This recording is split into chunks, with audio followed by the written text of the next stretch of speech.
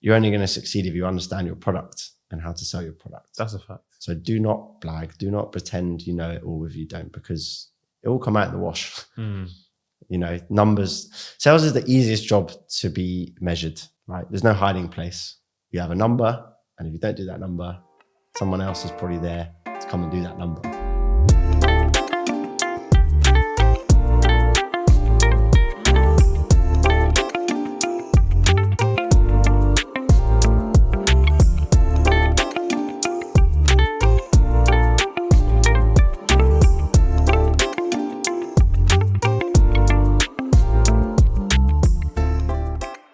Hi guys, welcome to another episode of What My Best Friend Does, where we talk about what your best friends do so you don't have to. Today, I'm joined by my best friend, the event sales manager, Josh. Josh, how you doing, bro? Good, thanks, man. How are you? Yeah, very well, very well. Yeah. Welcome to the show. Good to have Thank you you. on. We like to start with a little icebreaker. What did you want to be growing up? I actually wanted to be, a footballer up until, as everybody will probably, some may not admit. Then I actually wanted to be a sports agent for a very long time. Did you? I kind of saw I thought it would be a pretty cool way to stay in football, and saw, they earn quite a lot of money. And then when I was innocent and young, didn't realize what a seedy industry that probably is. So then had to slightly go off track. Yeah, so you wanted to be the next Jorge Mendes or Jorge Mendes, whatever his name is.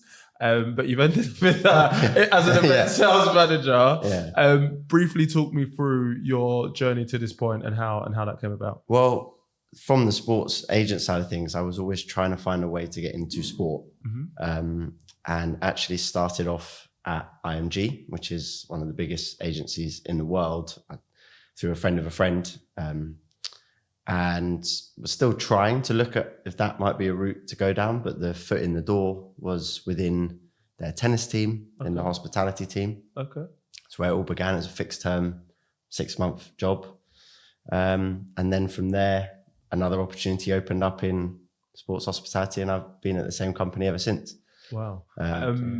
Taking a step back before IMG, did you go to university? Yep. So I went to Southampton. I actually know you went to university because we went to university together, but I asked it like that for the listener. What did you study? I did history. Okay. It's funny, we've recently had a guest on who also did history, so it sounds like... And let me guess, we're both doing absolutely nothing to do with history. Yeah. Did you find that the degree helped you to secure your job, and are any of the skills that you learned in the degree relatable? I don't think the degree helped to necessarily, the specific degree helped to secure the job. Obviously, having a degree was a requirement for the job. There are some translatable skills. There's a lot of writing in history, trying to understand different arguments, which I guess you can translate to what I do, because there's an element of debate always. But let's be perfectly honest, it's not hugely translatable. It's not like a law degree or, economics for finance. It doesn't have that transferability, but wasn't a huge amount of contact hours. So let's not complain. Yeah, I hear that. So how long did you say you've been at your current company? 10 years just hit. Wow, 10 years. And in the 10 years, how has your job changed? Maybe it hasn't, maybe it has. No, it has, which is, I think, I know a lot of people tend to move for different roles, but I've almost done 3 sets of roles within that 10 years. So it's almost like 3 resets. Okay. So started off simply in sales, 100% sales, which is where came from IMG to do that. What were you selling? So the company I was at before was simply selling the ATP when it was at the O2. In November, that then moved abroad. Hence the job was fixed term. I then moved over to my current company, which is Keith Prowse. They sell a wider range of events. So predominantly went there to start selling Wimbledon. That was the role. And when you say sell Wimbledon, let's double click it. So the specifics of it, when you say hospitality, are essentially VIP experiences that people will purchase. Jeez, that money. Let's not pretend like you don't know what they are from personal experience. But so it's a lot more of a guaranteed way into an event, which I think we'll probably come to in some of the later info, but it's selling essentially a guaranteed ticket, and some form of VIP experience, food, drink, things like that. So people will use it on a corporate basis, but also consumer, just private individuals who are flush with cash for the most part. Disposable income, yeah. Exactly, particularly for some events where that disposable income needs to be quite high. Yeah. So that was my role predominantly at the start, was just to sell. But the event sales manager role, which is what I do now, is to essentially be a sales manager, not for a team, but for the event. So to ensure that the sales team ensure as a business we hit the sales number we have to. So that will be managing the portfolio of inventory, working with our operations team that deliver the event, but then also working with the client. So as a business, we have a client. So in Wimbledon's case, we work directly with the All England Club. So they are our client. So when it comes to having to provide updates to them, there's a synergy there to make sure that we're representing them, because ultimately we are a partner. So we have to represent them in the same way that Ralph Lauren do with the apparel, for example. So there's two elements to it. And then I am still 50% still selling Wimbledon and other events. That promotion first went to do Queen's, and then did that for a few years, a smaller version of Wimbledon, you'd probably say. And then the Wimbledon role came up and there was a natural progression, and the company have been very good with internal progression opportunities. Hence 10 years, but it's essentially in different chunks with different responsibilities, which I think helps. And as an event sales manager, you've kind of touched upon the different roles there, but can you talk me through what a typical day and week would look like? And I think I'm going to ask this question differently, actually. So obviously we know that Wimbledon happens once a year. So maybe give us a typical day and week as we gear up towards Wimbledon, and maybe like a typical day and week just 6 months down the line. Yeah, I think, the sales cycle is 365 days. Okay. Having done 2 weeks of Wimbledon ABC on site, it's the next day afterwards, it's back on sale. Wow. So it's pretty relentless. Okay. Again, get it while the iron's hot, it makes sense. So it is busier at certain times of the year, obviously, as Wimbledon's approaching. It's all about delivery, making sure we're sold out. So it does peak and trough for sure.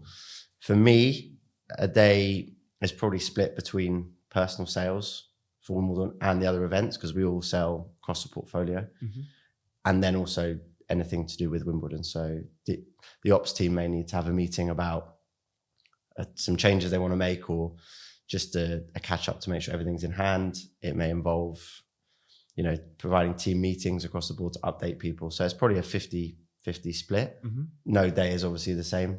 I mean, you've done sales, you know you can have an idea of what your day is going to be, and then stuff comes up and you got to adapt. But I hear that.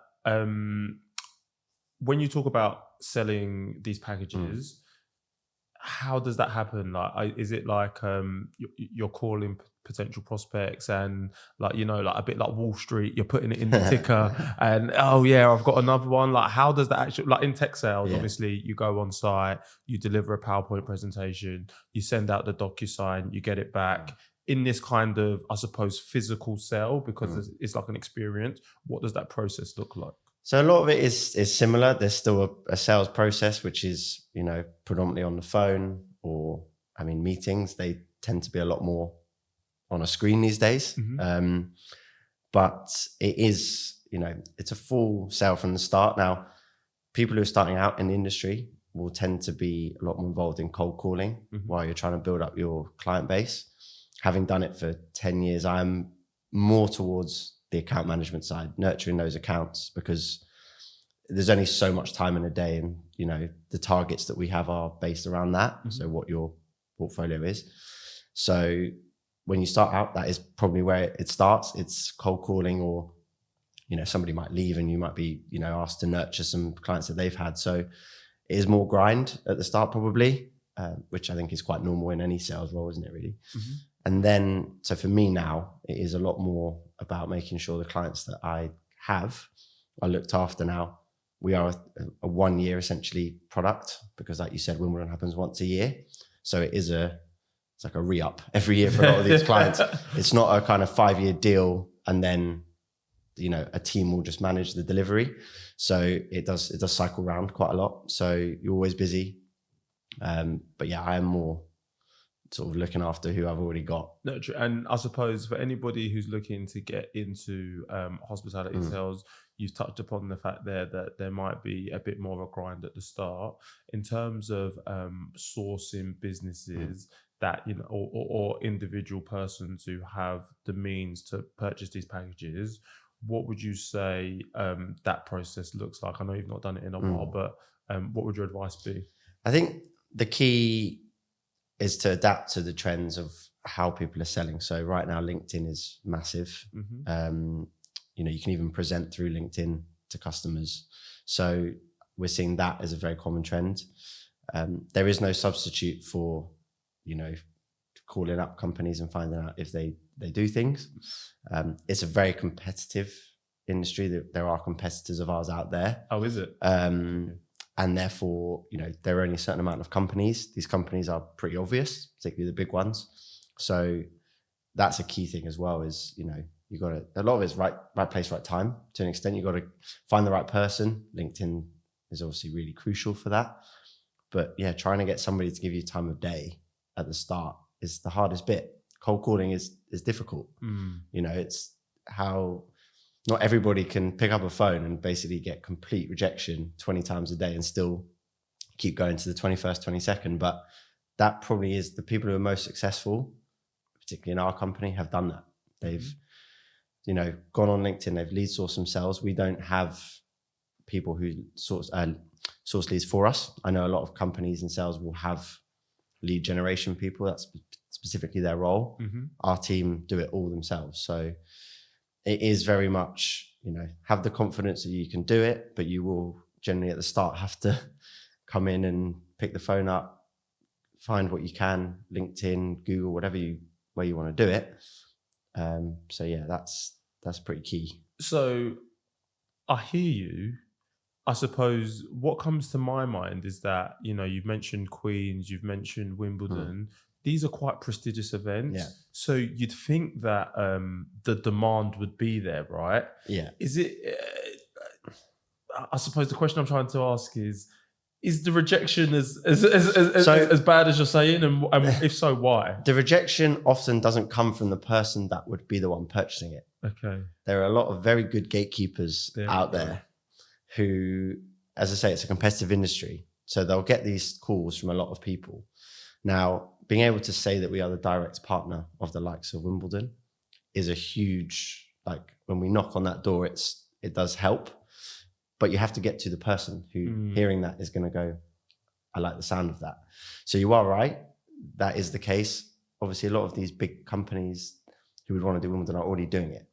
So when you're new, it's trying to find the new companies, and there are obviously companies springing up everywhere. You've got what's the hot industry? So tech went through the boom it did.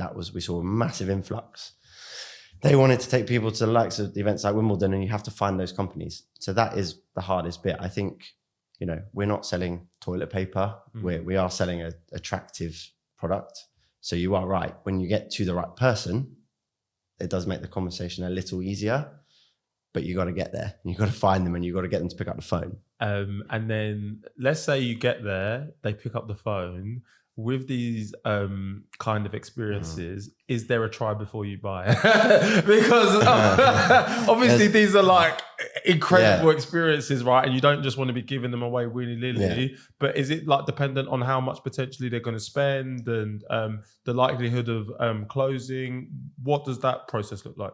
So obviously the key, in my opinion, now obviously everybody's different, is you can't go in all guns blazing and just rely on the product, right? You have to, from the get-go, even if it's cold, try and understand, if this is worth your time, which is part of it, but understand, if they are going to do this, why are they going to do this? And what are their reasons? It's kind of need versus want.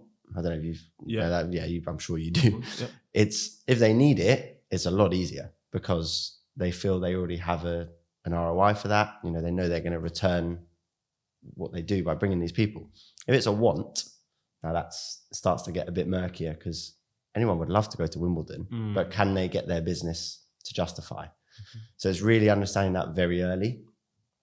if they buy this product, which isn't a business necessity in theory, although a lot of companies do rely on it, so are they going to get the benefit that they want?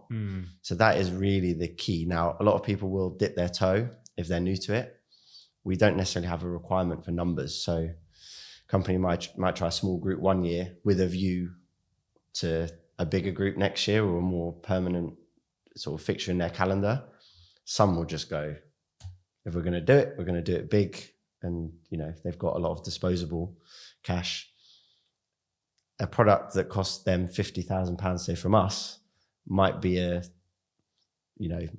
not a sweetener as such, but a thank you for business that's worth millions. So when you look at the comparison, it's pennies. It's pennies versus pounds. It's crazy. So that's what you have to understand is what's the benefit to them, basically. And with regards to like that pricing, you spoke around competitors. Are competitors trying to undercut each other? How is it that you present yourselves as the vendor of choice versus your competition?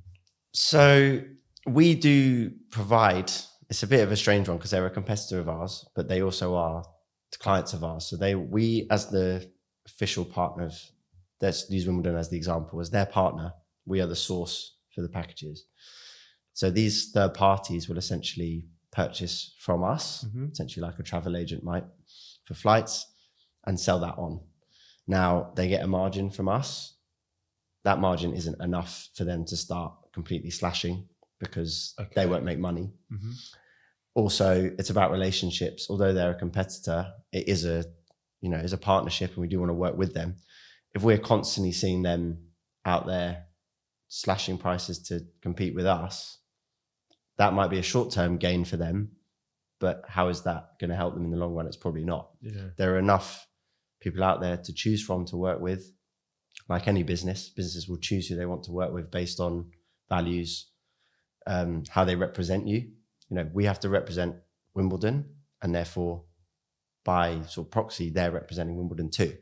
So that's an expectation.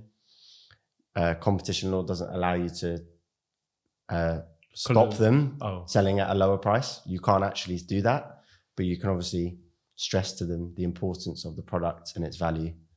If anything, we catch them selling higher. So so they can take more off the top. And again, you can't stop that, but that actually helps us. Our big thing is we are the direct partner of these rights holders. So if you could book, keep using, it's always the analogy we go back to at work, so forgive it, but if you could buy a flight direct from Virgin, or you could buy it through a travel agent, a third party for the same price, would you not go direct to the airline? 100%. So it's essentially that's the basic of that pitch. Come to us because why wouldn't you in a lot of cases? I'm going to ask you a difficult question here because I like to put people on the spot. Based on what you've just said, why do you need the travel agent? Does the travel agent allow your business to like hit their targets? So yes, ultimately. It's a risk versus reward, and it's a risk averse strategy to almost take some inventory off the table first. They will commit financially. We commit financially as a partner for Wimbledon, therefore it just absolves us of some risk. Also, at the end of the day, there are companies out there that we won't find that other companies will find. That's just the nature of life. So they have that reach. Why would we not want to tap into it? So I'm just thinking on like a succession level. Like, they come, they source it, and then you just cut out the middleman. These conversations happen all the time. People always, I think salespeople are hungry, salespeople are greedy. I think you have to be. So there's always people saying, we can sell it all ourselves, but say that to an MD who's looking at a black hole to start with, and that hole's got to be filled. Was it one in the hand's better than two in the bush kind of thing? So that's our situation, really. Okay, I hear it. You spoke about the fact that you've obviously got to develop relationships with your clients to obviously nurture them over the years.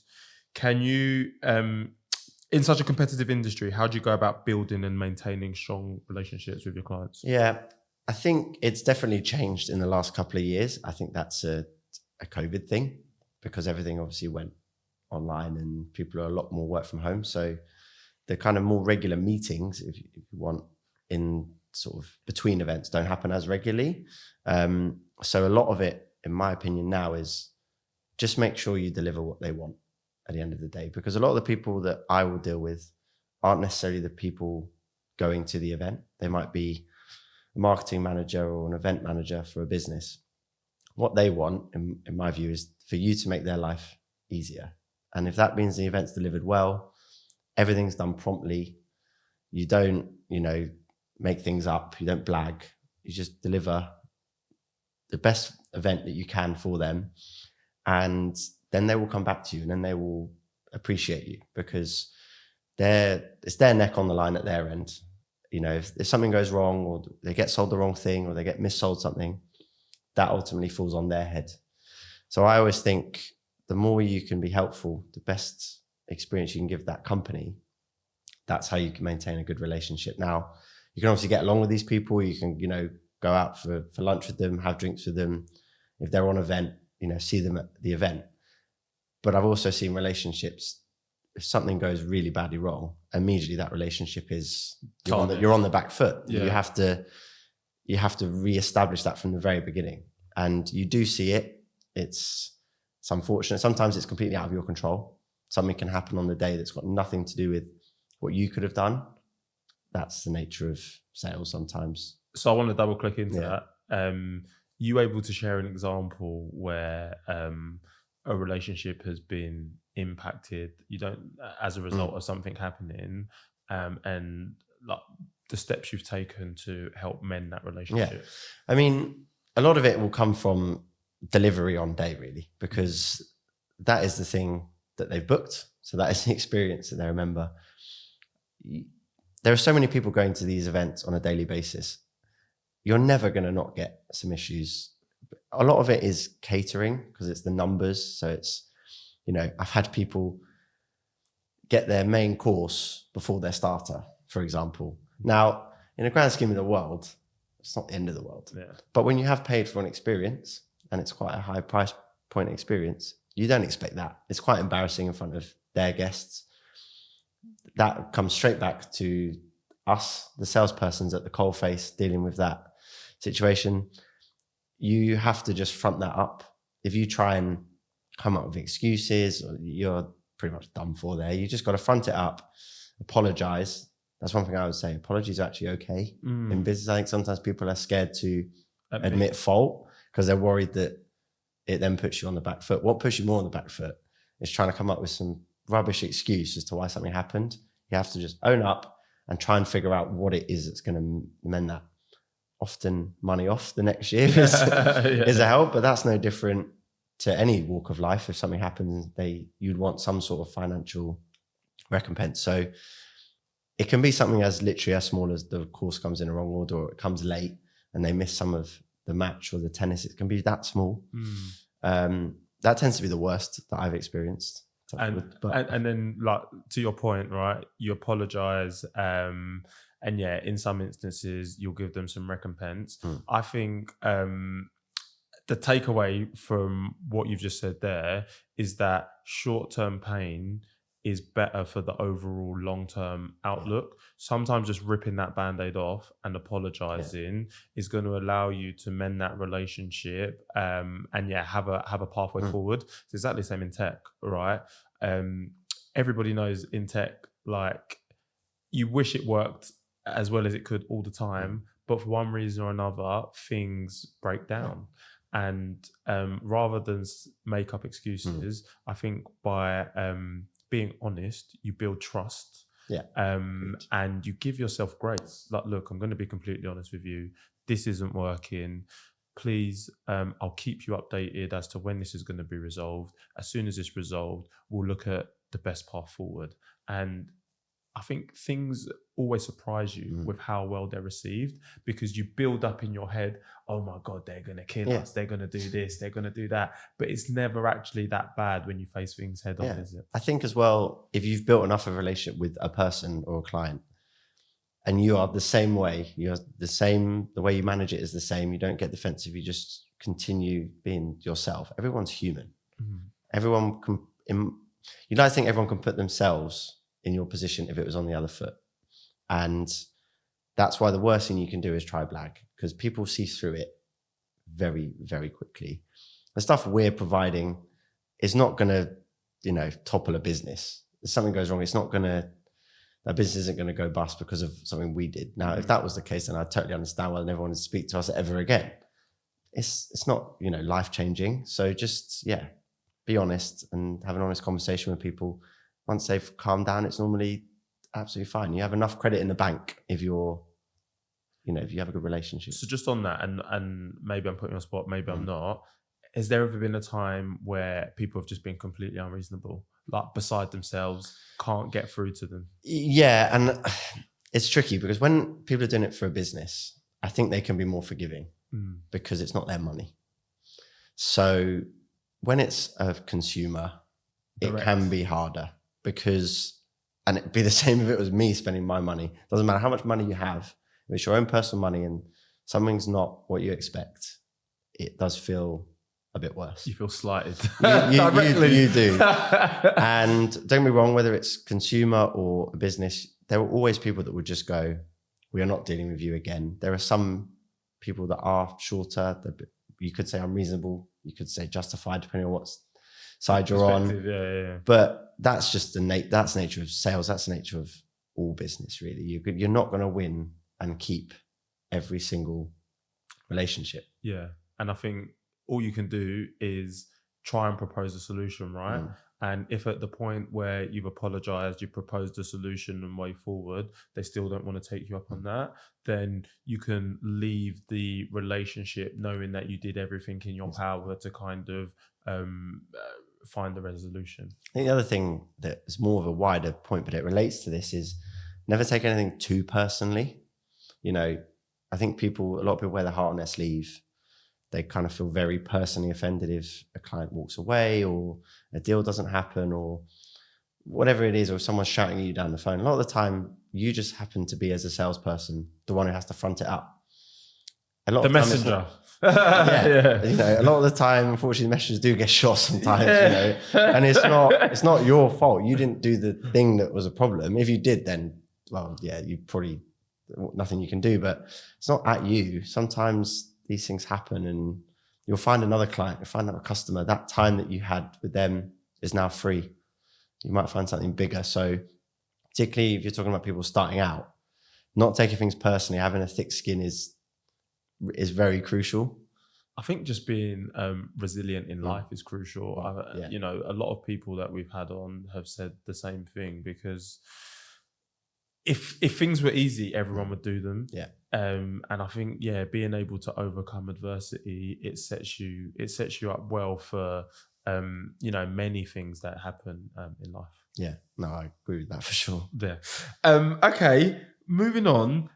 Can you highlight a trend that has significantly impacted your approach to selling hospitality packages? Yeah, I think I touched on it before, obviously, about with COVID, things going very more towards tech. We're definitely getting, and it's in our office, some of the older salespeople like to blame it on the whole Gen Z fad, but it is a lot harder to get people on the phone. Really? A lot of sales is getting done now through email. Even things like WhatsApp is just a really quick way to get hold of people. When I started out, it was all hammer the phone, old school, boiler room, make sure you're speaking to enough people in a day. Now you can literally have somebody emailing you and you call them, they don't answer, and then you email and they email straight back. Some people just don't want that relationship. And I think because you have access to things like Teams now, the relationships can be a lot more, at sort of arm's width. You can keep people at bay a bit more, which obviously for a salesperson makes it harder. It makes it harder to get these initial pitches, relationships off the ground. Now there are some people that are still very much phone led. They'll take calls all the time. But I think that's a real key one. It's just adapting always to sales trends. The digitization. Yeah, and it may change back. You don't know, but right now that is something that's definitely happening. A lot of sales are, done through platforms like LinkedIn. It's just a very new thing, and COVID's made it easier. Okay, we spoke about resilience, and we spoke about how COVID changed everything. What was it like selling hospitality packages during the pandemic? We weren't selling hospitality packages during the pandemic. Obviously, I think if we think back to Cheltenham, that was the famous mass spreader event, wasn't it? That was the last event really that happened all the way through till tester event started 18 months after. So as a business, we were basically at standstill. Wow. Which obviously is scary because nobody knew how long this was going to last. Obviously, as things started to open up, it gave you more confidence again. I think what I would say is it's then had a knock-on effect to the positive since things opened back up. People have gone over. I think people have appreciated what these events were and how much they enjoyed them. Demand is big for all sorts of events. I mean, I don't know when the last time you tried to get a ticket for a music concert, but nothing's sticking around for more than about 3 minutes these days, and prices are through the roof.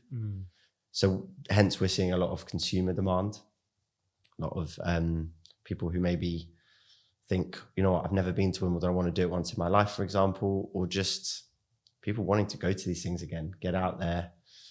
Companies are obviously keen to rebuild relationships, make sure that that's continued. So it's sort of, we were down for a while, but we're now sort of back, and events are in more demand than ever, I think. Okay.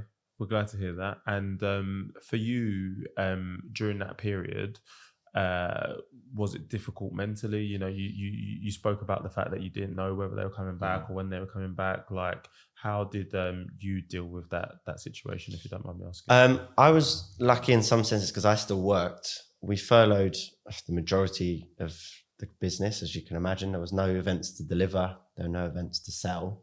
We obviously had a core staff working just to manage bookings that were in the future and moving those.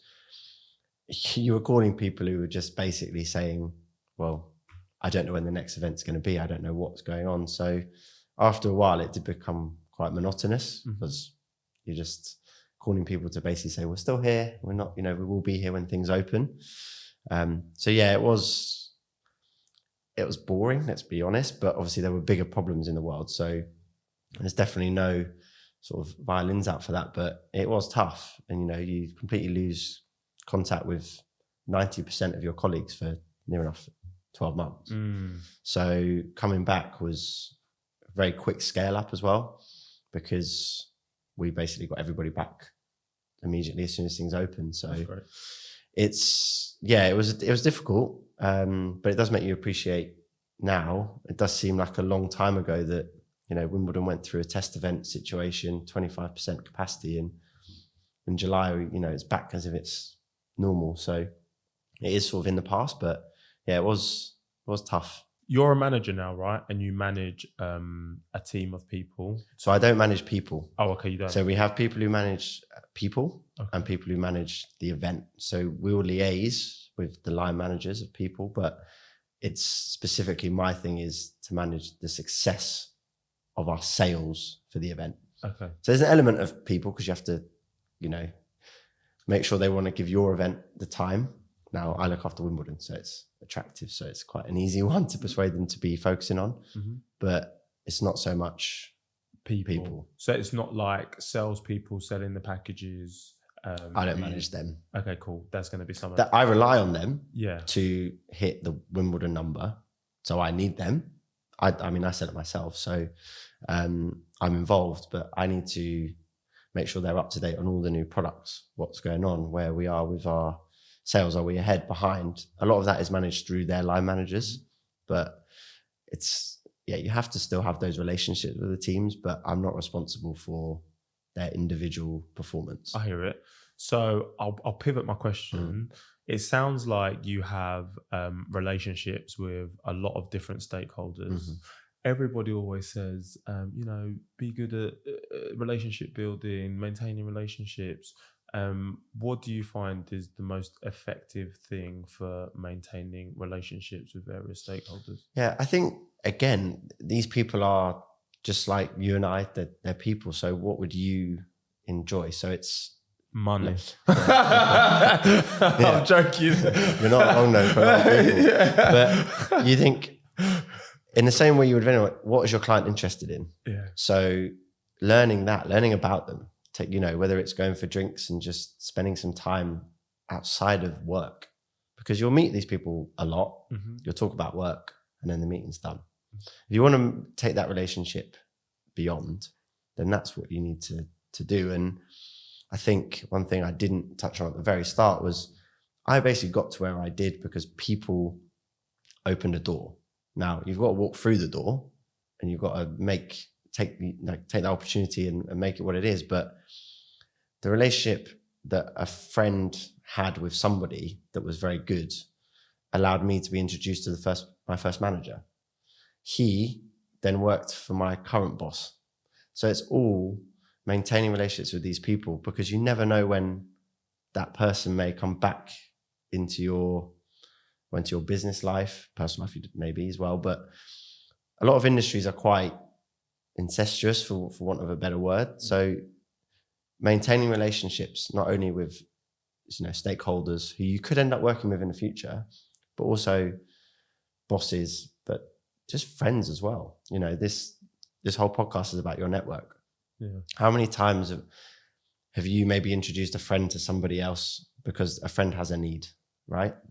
That is huge. Learn about what people do, learn about who they are, and their sort of their best qualities. And there'll always be a time when someone can give you a leg up when you need it, or open that door, or just you can help someone else with absolutely no benefit to yourself. But this stuff comes around. It does. I think you can pretend it doesn't, but people always remember these things. Whether it's 10, 15 years down the line, someone will remember a chance that you gave them, or vice versa. And I always think a big quality is remember that if you got given a hand, help someone else too.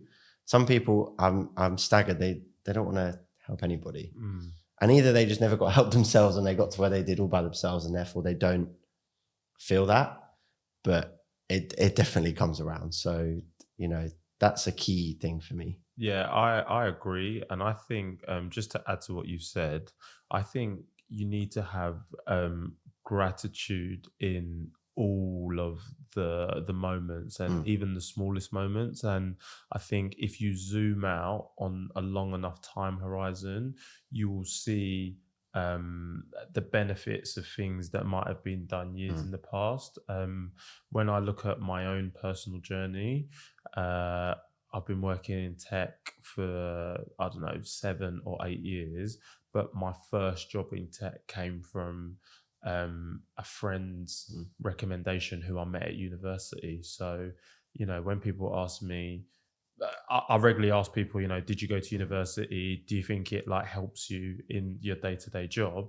Whilst the degree itself might not help you, the network I built up at university actually helped me to get my leg up. So even if it's not a direct way, there are so many indirect benefits you can get from relationships that you have with 100%. Oh, look at that. I don't normally go off on a tangent like that, but there we go.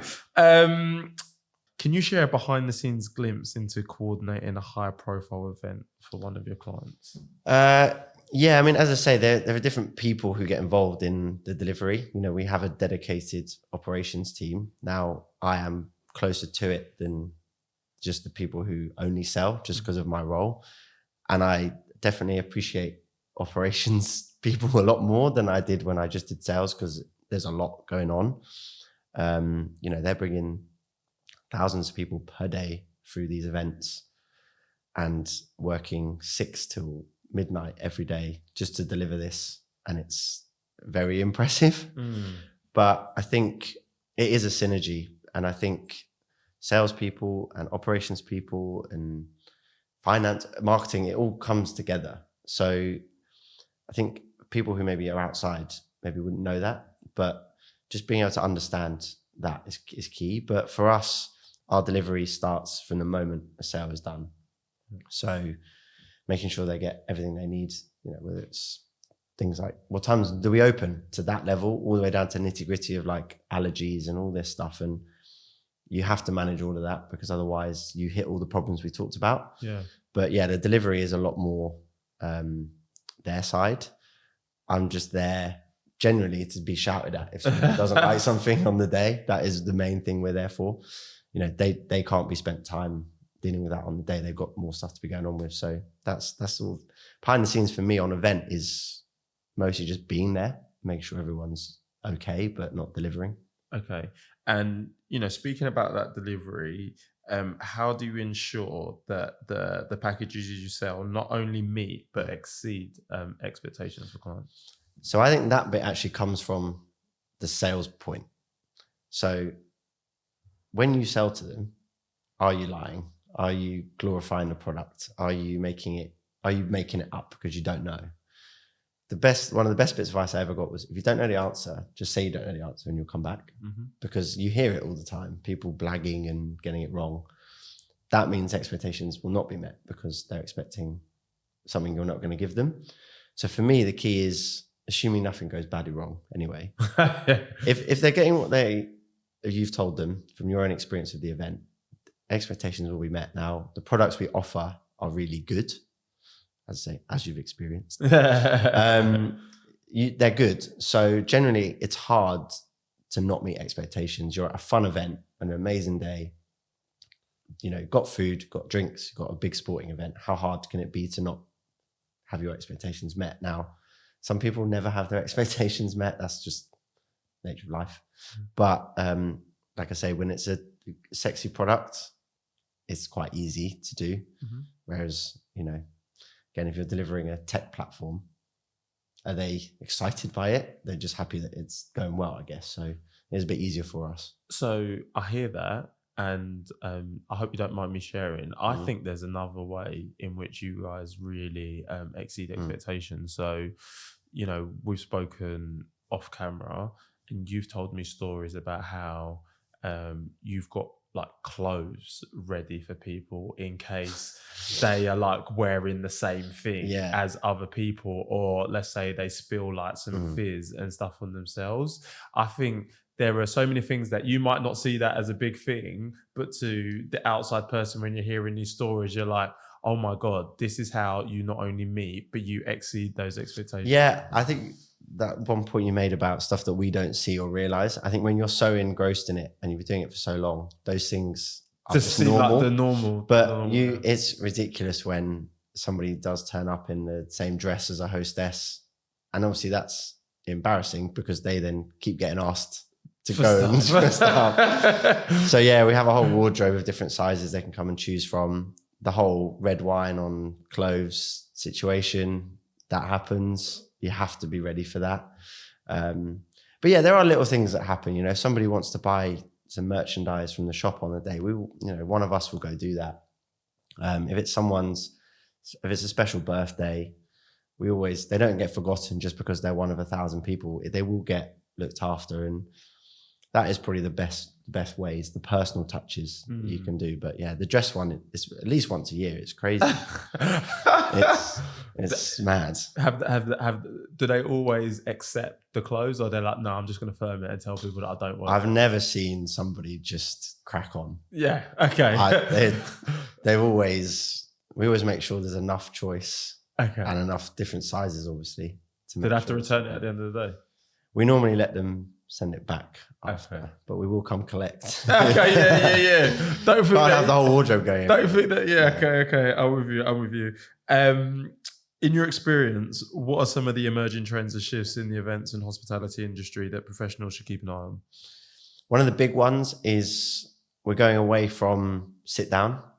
So when I started, the word informal was always tarnished with cheap.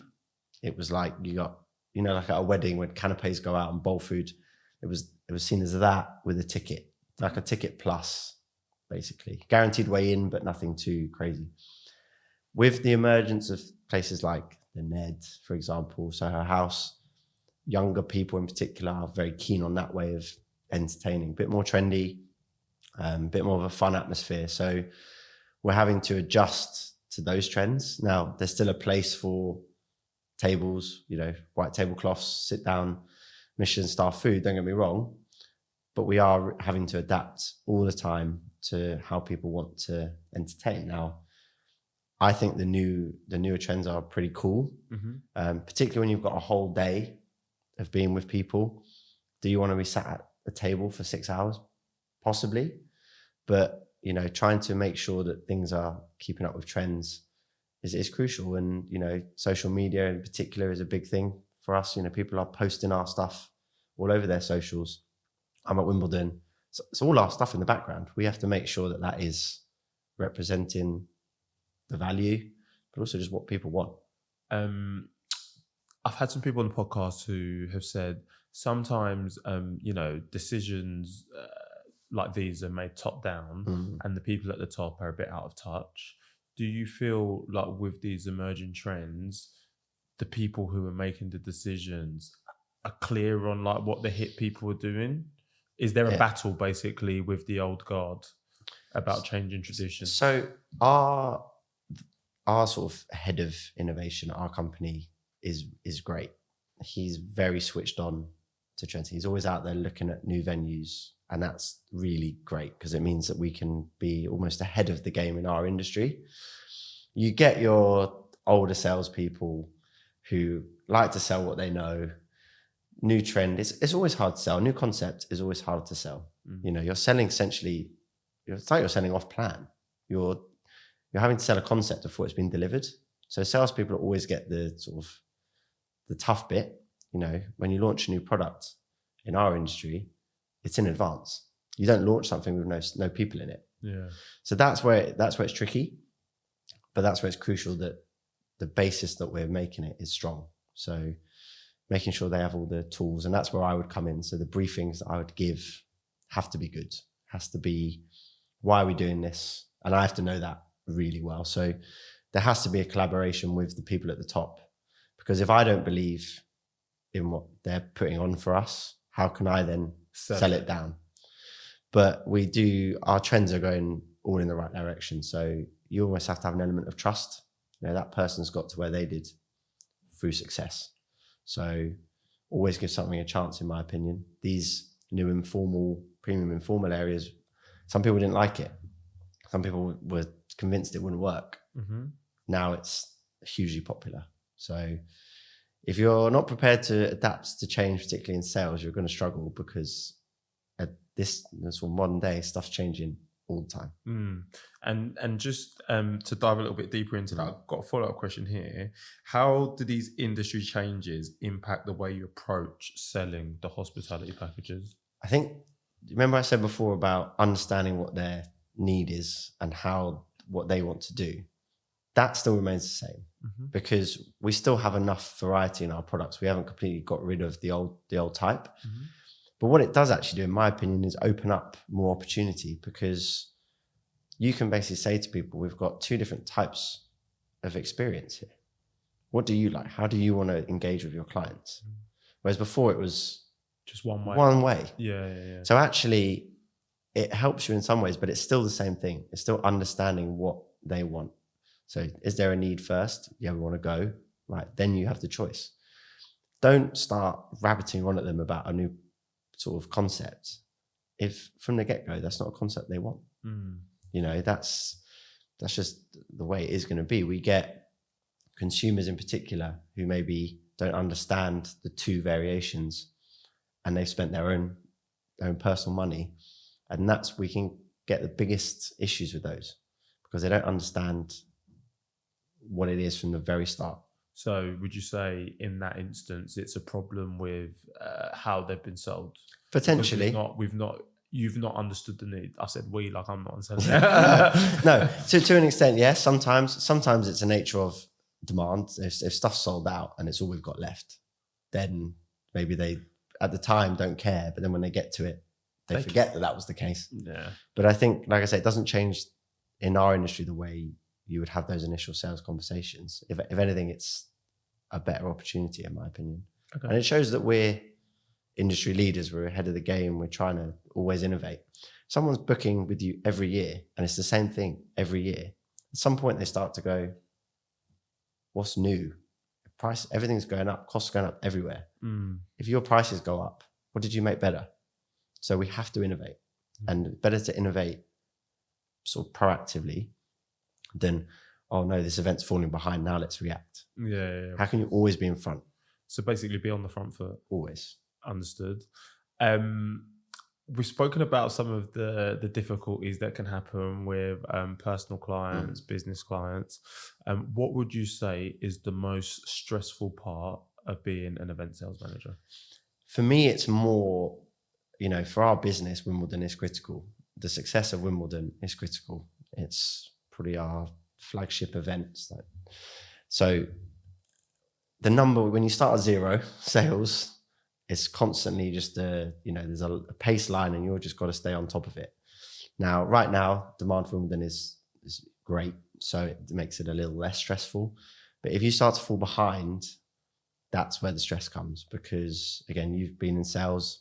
If you're behind your target and where you're expected to be, you're constantly clawing back, and that falls on me. If that number's behind, that ultimately will fall on me. There may be factors that get taken into account, but when we're trying to get that number up from 0 to wherever it ends up, that's stressful. So I hear that, and let's say you've been in a situation where your number has fallen behind. What have you done to course correct and get the number back to where it needs to be? That's where the whole liaising with the line managers and talking to the people, because why are we behind? What are the trends out there? Whether it's an economic crunch, prices are too high, whatever it might be. It's the first thing is to understand. Work with, and this is where they're working with things like marketing is really crucial. What are they doing to help you? Ultimately, sales and marketing have to work together. So that's where that becomes key. It's finding out what the problems are and then problem solve. Don't just get onto people, because that's not going to achieve anything. Because like I said, salespeople are hungry. So if salespeople aren't getting the sales, it's not because they don't want to. Then there's probably something that's slowing it down. So what is that? Yeah, so I think just to add to what you said there, so first of all, I completely agree, right? Understanding where the issue is paramount. And I think to add to that, it's about making sure that there's a process in place which allows you to identify the issue. And I think the way I look at it, in my first role in business development, it was 100 calls a day, right? If you get 100 calls a day, 10 people are going to pick up the phone. You're going to get one demo, as an example. If you don't get a demo for the day, you look at it: did I make my 100 calls? Did I get my 10 connects? Did I, if I didn't get my 10 connects, how come? And it's about understanding where in the process there's been that breakdown. And then, seeing what can be done to help push you, like you said, by working with marketing, et cetera, et cetera. Yeah, and I think you rely on, you're a team, wherever you work, you're a team, right? So you have to rely on your colleagues to do their bit. And like I say, salespeople, you're not in sales if you're not keen to earn money, do well, do sales. So often they will be very honest about why it's not happening, what it is. So, and our products, there tend to be pretty obvious trends as to why people aren't buying, and it will be market situation or something we're not offering. So it's actually, those things are quite easy to flush out. Obviously other areas, business tech, I have no idea what some of the problems might be, but that's, for us, it's just find them out and get on with it, basically. One thing that's just come into me, in tech sales, there's a lot of methodologies, whether it's the spin methodology, which I think you touched upon earlier, or there's medic, right, when you're selling. In event sales, do you follow similar methodologies? Yeah, I mean, I think sales, in my opinion, sales are sales, right? So there is, whatever you're selling, there are transferable skills. Yeah. And whichever training module your company uses has their own, word that they'll use.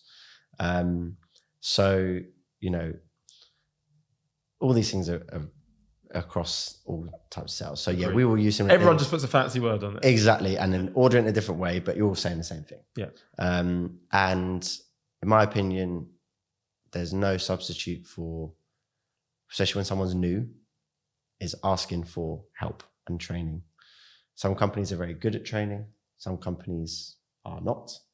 Some industries are good. I looked at potentially going into recruitment when I came out of uni. It's a classic one where they target graduates. Training was a big thing they talked about because they want to mold you to the way they want you to sell. But I think everyone's different. There are certain core things you have to do. But I would just say if someone's new trying to go into any sales role, be yourself still, but ask for the help, ask for the training, because bad habits can be picked up quite quickly. So yeah, ask for help. Learn off the people that have been doing it for 25 years, because there's a reason they've been doing it for 25 years, because they're good at it. They had that, grind at the start. So did Keith Prowse invest in training you? Yes. Just in case anyone else was on the spot. But I think we do. But again, I think certain sales roles are harder in terms of what you need to do on a daily basis. So you might demo. So you have to have training in how to demo your product. We don't. Our sales are more top line skills. So again, you're only going to succeed if you understand your product and how to sell your product. That's a fact. So do not blag. Do not pretend you know it all if you don't, because it will come out in the wash. Numbers. Sales is the easiest job to be measured, right? There's no hiding place. You have a number, and if you don't do that number, someone else is probably there to come and do that number. So if your company can help you more, ask. Because the person who's your boss was probably where you were at the beginning. 100%. So, and this is sort of my tangent, but going back to kind of the progression and, hunger, and did Keith Price give you training? But the big thing they are good at is progression. So I'd say anyone starting out, apply for stuff. If a role comes up internally, apply. I think a lot of people get very scared to, am I going to have the experience? Are they going to look at it and go, well, no, of course they don't. What it shows is willingness to learn, progress, and then they will then want to help you. So then they'll want to train you, want to be like, oh, that person's actually keen to diversify their role and responsibility. I see it a lot where roles come up, people don't apply, and then either kick themselves because somebody in the same sort of situation as them got the role, or moan that someone else got the role. But put yourself out there, because everybody who's got into a role has done that. If you don't apply, you're never going to get there. And if you don't put yourself out there so they know you want it, the next time they'll remember that you applied the first time. I think that's key. And on that note, when you're applying, are you shadowing? So normally it would be. I mean, again, I think companies always like to promote from within if they can. Now, there are certain processes that have to happen at companies to have it advertised.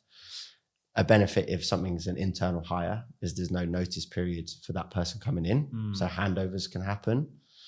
But normally if it's a 1 month notice at both ends, the crossover doesn't normally happen. Whereas internally, it often can. Again, if that person's moving up into an internal promotion as well, they're still there. So my boss was doing my role before. So I always have that comfort that if something has come up that I've never dealt with before, I can ask. And again, I think it's really great if you have a boss that's prepared to help, because I think some people are it's very easy to move into a new role and kind of leave that behind and just worry about your own. But again, we talked about what comes around. So I think, for us, it's been really great that we do, but I know that's in an ideal world. A lot of people go into a job, the person's left, there's a folder, clipboard thing, and this is my handover. I've got to figure it out. So it sounds like you've got like an in-house mentor, and then potentially you can be an in-house mentor to the person who might, been doing the role under you. Yeah, and that's why I always say if a role comes up internally, so when my last role came up, when I then moved on to this one, people would come up and say, do you think I should apply? Did you enjoy it? I said, apply for it. Why not? If you're clearly interested. So if you're keen to do it, give it a go. You might not get it, but like I say, no one's a mind reader. If you don't put yourself forward to ask for progression, you're never going to get it. 100%. I'm going to clip that. and I'm not funny, ask. What all they can do is say no. But the amount of times people kick themselves because they didn't ask. If you don't ask, you don't get. I've said it before. Jay-Z said it. Closed mouth doesn't get fed. That's what he said. So we got to eat. On that note, so we spoke about the most stressful aspect of being an event sales manager. What would you say is the most rewarding aspect of being an event sales manager? I don't know, it's probably when the event is happening. So when Wimbledon's on, being there, I'm there for 2 weeks. It's not as glamorous as it sounds. There's no tennis watch, but just seeing, knowing that we've done the number, knowing that the business has pulled this off, and Wimbledon is amazing. I mean, what we pull off is incredible. So seeing that and seeing, the gratification of what we've done for a whole year. Like I said, it starts the very next day. Don't get me wrong, when the sales numbers hit, whenever that may be in the cycle, that's quite a nice moment. Because ultimately my role is bonused on that, is targeted on that. But yeah, I think those 2 weeks seeing it, and, I'm sometimes able to get friends or family down just to kind of see what I do and seeing them realize how cool it is. I think when you do a job, you get very used to it, like we said before. So seeing people come and go, this is really cool. This is an amazing experience. Or, if someone's had a friend whose mum went to Wimbledon, she won tickets through her tennis club. And I'd said to this friend, I was like, get them, tell them my number and say to give me a call when they're there and they can, come and get a PIMS or whatever. And they came and got a PIMS and sat down in the little garden that we have. And they were mesmerized. They never spend anything, on themselves in this way. Didn't know what hospitality was before they turned up to Wimbledon. And like the joy that they had, little things like that makes you realize actually what you do is quite cool. Whereas I think 10 years in it, going to these events over and over, they become work, and it is hard to sometimes remember how fun they can be. Yeah. So that's probably a microcosm of one of the things that's good about it. Okay. I hear that. It sounds like very busy work. Do you have any productivity hacks?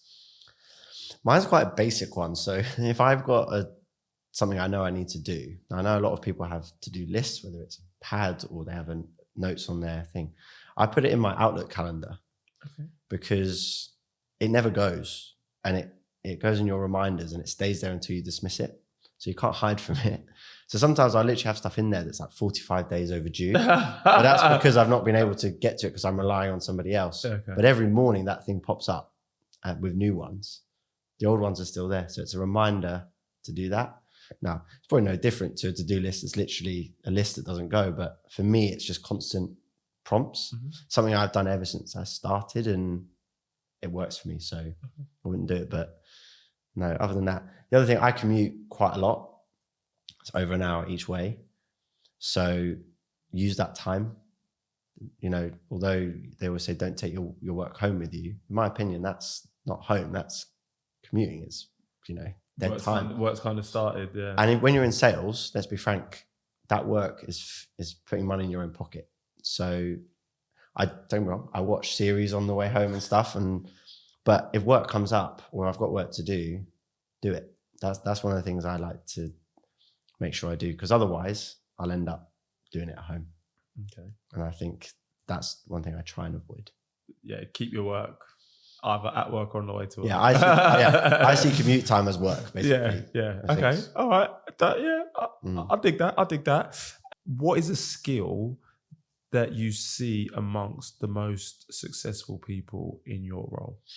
I think we touched on it. I think the hard skin is a big one. Not taking things personally, being able to literally get told on a call that someone has no interest in speaking to you, to then have the same enthusiasm on the 20th call that you had on the first for the day. You can have 30 calls in a day and speak to nobody with any positivity. You got to come back the next day, do it again, do it again. Part of the reason I wanted to diversify my role was I didn't want to do that 5 days a week all day. That was my personal decision. I don't mind doing it half the day, and I am now. I don't mind no's on a Monday, but when we get to Friday, man wants to switch it up. Or end of the month, yeah, got a quarter target. But I think that's really key. But also within that, your time management of the day, because for my role specifically, I have to be able to manage my own personal sales and all the other stuff. You have to make sure that you're on top of stuff. So that's always going to be a key for, I think, for anybody though. So more specifically in ours is the resilience. Okay, so we've spoken about some of the key skills there. I suppose to anybody who's just getting started out, what would your main piece of advice be to them? To be fair, I think we've covered most, and to be fair, it's, ask for help if you need, if you want an introduction, ask. But in our particular industry, there's no substitute for hard work. Hit the phones. It might not be for you, and the only way to find out if it's for you or not is to come in and do that. Now I don't have to do that nearly as much, if at all, the whole sort of cold calling stuff. But at the start, it was a 30, 40 calls a day. You can't hide. I told you, the numbers are on the board. You can't hide from it. So just grind, and it will, it might be hard at the start, and you might see people at the start earning more than you, but most of those people have been doing the job for longer. So they started where you did. Everyone started where you did. I hear it. The real from Josh. You spoke about, so I always thought about, because my mind just goes in a million places. You spoke about the fact that you do some work sometimes on the commute. Do you feel like you've got a good work-life balance? I think I do, because ultimately, although the commute is relatively long, I'm very used to that now. So once I'm home, that's it. I can switch off. I'm not in the office till 8, 9 o'clock, which I'm quite happy about. I tend to not have to work weekends. Apart from during a Wimbledon season. But again, that's almost like, it's routine now. But no, I think I do. I don't, I'm not in super early. I'm not out super late. I make use of the commute time. So yeah, I think it is. I think, again, at the start, when you're starting out, the balance is probably a bit worse, because you are probably having to spend more time in the office to grind. But there are a lot worse places for work-life balance, I would say. Okay. Big question coming up. The money. So in an event sales manager role, sales role like yourself, would you be able to share like the range that you can expect to earn, and maybe break it down by base versus percentage of commission? Yeah, I think the key is that it's variable income, and it can fluctuate depending on what events are on year to year for us. If a certain event isn't on in a year, that could have been earning you money the year before. But when you start out, your basic is probably going to be graduate level basic, but commission it's not capped. So this is what I'm saying about work hard. If you work hard, you'll see the results. Companies will often pay salespeople with an incentive to earn the majority of their money through commission. If your basic's amazing, why do you need to come in and grind? Because you might want a bit more, but I think when you start out, you're probably looking low 20s for a salesperson, but you can earn 3 times that with the rest made up in commission if you work really hard and are successful. When you go to more of the event sales manager side, you obviously lose half your time to sell. So that has to be reevaluated. Obviously, you're then more responsibility, so you'd expect to be paid more. So you're starting to get more of a 50-50 split. Okay. But I say that with sales in any role, the harder you work, the more you can make, and your money can quite quickly start to expand. And often it might start quite steady and then it clicks and suddenly it's, it can start to go through. And the good thing about our industry being yearly cycle, it's relatively not regular. It's not, you can't rely on it, but you can be confident that a lot of the customers will come back. So it's not like a 10-year deal where you get paid once and then that's gone. You've now got to go find a new one and a new one. So I think from that point of view, once you're established, you can get to 6-figure range on sales if you really, really put a shift in and get to a successful place. Nice. In the business. Commission, do you get it paid out as soon as you close, like the month after, or is it done quarterly? Ours is monthly once they've paid. Oh God. So that incentivizes you to like chase them and make sure they've paid, right? Keith Prowse know what they're doing. When you see the very aggy accounts email from the team chasing up your clients, you get on the phone. Yeah. Where's the money? But it makes sense because ultimately if they pay you and then the person cancels because they haven't paid, they've just given you free money. So it tends to not happen. Once the deal's in, it's normally paid quite quickly. But yeah, it's monthly rather than quarterly or yearly or anything. Okay. Josh, this has been great. We're nearing the end of this portion.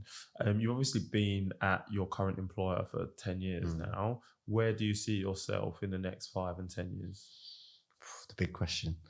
I think I've clearly got an interest in the industry I'm in / sport. So I think it's still going to be centered around that. I think I've built enough of a experience in this area to build on. Now, opportunities have to come up, don't get me wrong, but I think it's still going to be in a similar area, whether it's hospitality or commercial sports side. I think is going to be where, but everyone likes to do sport, so these roles are hard to come by. I was about to say, can you get a role in like F1, man? Man needs to go to Vegas and them things for the F1. No, I'm joking. I'm joking. You have to sell a kidney for that one. Yeah. Okay, fair enough. So doing the same thing, no plans to like go out on your own or anything like that? I don't think so. I've seen some people have tried it within our industry, some successfully, but some not. Some people are meant to go get their own business. Some people, will work for businesses and do well. And I like to think I'm doing pretty well, and I don't want to. Yeah, I'd rather keep where I am and keep building. And as I say, the progression's been good. So while progression's always on offer, it's very easy to want to stay. Benson, I hear that, bro. Thanks. You're welcome. We're not done. Are you ready for the quickfire round? Sure. Okay.